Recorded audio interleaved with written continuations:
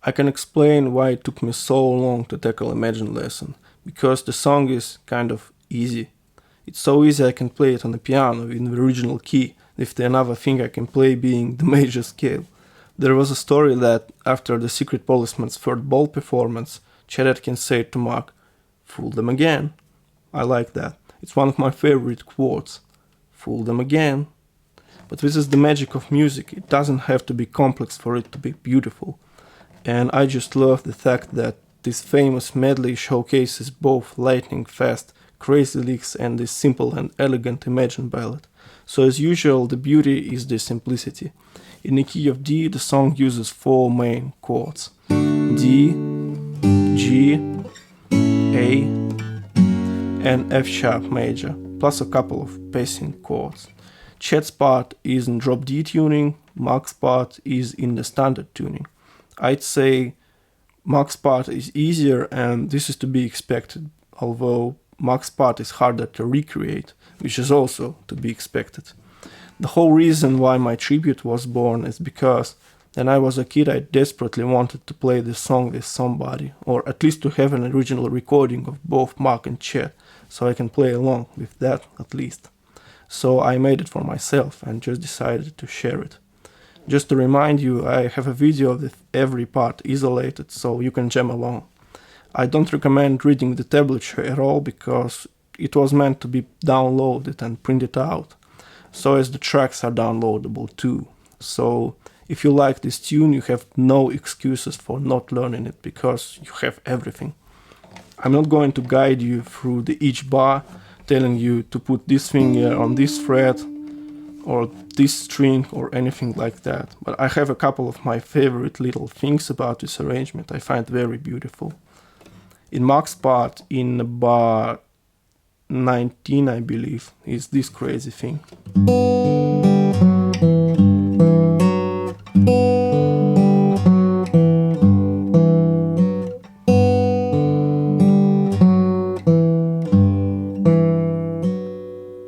I can't even describe it, but it sounds so beautiful. And also I got it transcribed exactly in the tablature.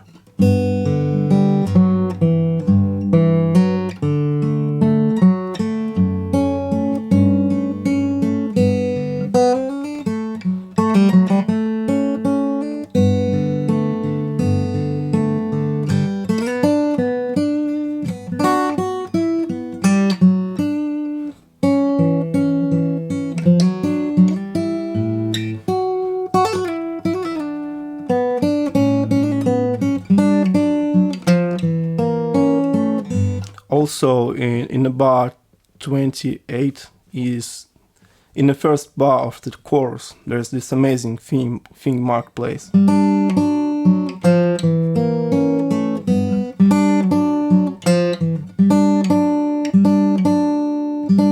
You see how there's two notes on the top, and on the fourth string is this microscopic pull-off.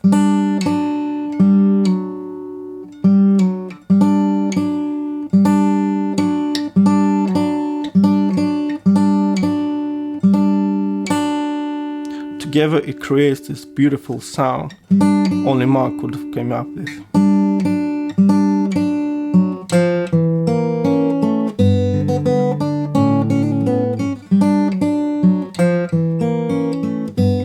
As for Chet's part, it's more challenging because of the stretching involved and steadiness it requires. But on the other hand, it's easier to recreate since it's a rhythmical part meant to be far behind the lead guitar player. So I'm sorry for such a lazy way to talk about it, so get to work if you like this tune. Now to Q&A.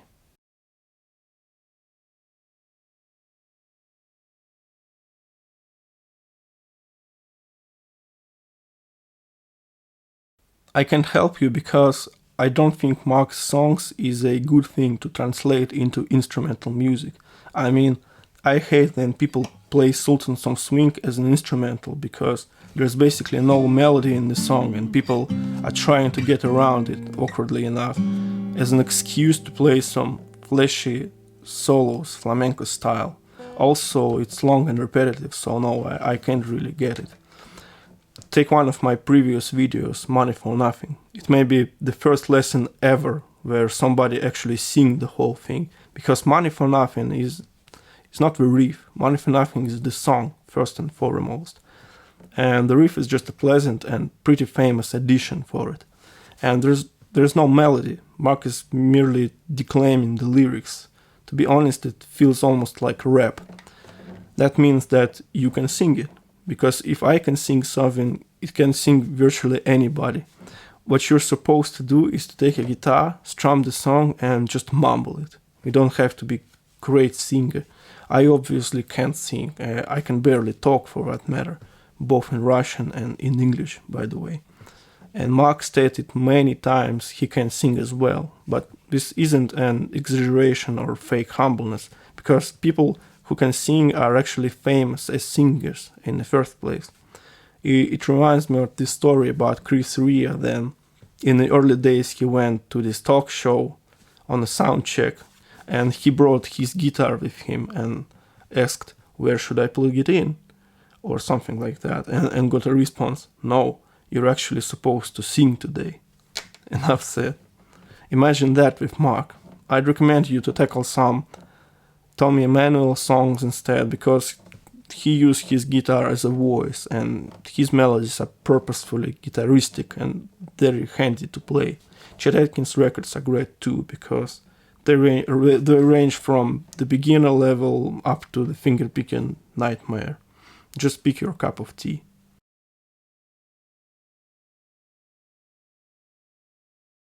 I'm not a fan of recording multiple tracks by myself, because it usually goes along with the terrible synchronization issues, and because of that I tried many ways until what I did was I took the original recording, took one single metronome click and laid it across the whole original recording, so I ended up with a custom click track which mimics the original perfectly.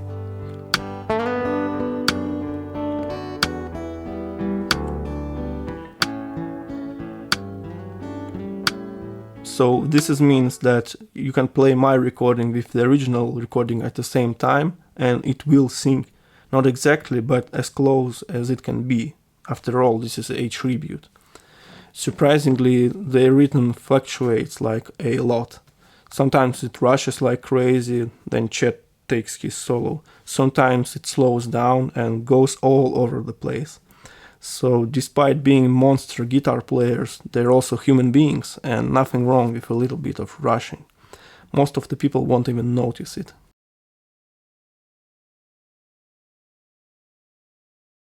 Yes, I remember most of them, and I remember most of the songs that I learned. If I happen to forget something, usually it takes just a couple of listenings of the song and I'm back in the business. My goal is to learn the song in simplest shapes and think only about the arrangement of its parts. Also, most of the songs have so much similar chords, licks and tricks, it's almost impossible to forget it all. Another one is that you should only practice something you can be sure about. If you practice the wrong stuff, you basically practice making mistakes. So every bit of the song must be carefully learned and leave no questions like, should I play it like that or like that? If the song or the riff have variations, all the variations you must learn with an equal passion. But the most important thing is the practice itself. When you play one song for a whole week or two, or maybe even for the whole month, it gets so deep in your muscles that to really get rid of it would take years. Like the instrumental medley, I played it so hard I probably will never get it out of my head, and this is for good. Thanks for watching and see you next time.